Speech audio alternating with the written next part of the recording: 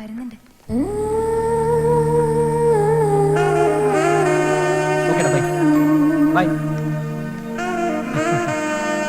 Hello hello, ഒന്ന് പിടിച്ചടി.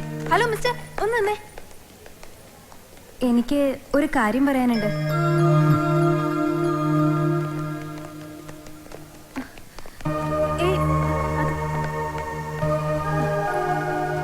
നിക്ക് നിക്ക്, വലിയ ഓട്ടക്കാരനെന്നൊക്കെ മനസ്സിലായി, എന്നാലും വേണ്ടില്ല, ഇനി ഞാൻ വിടില്ല.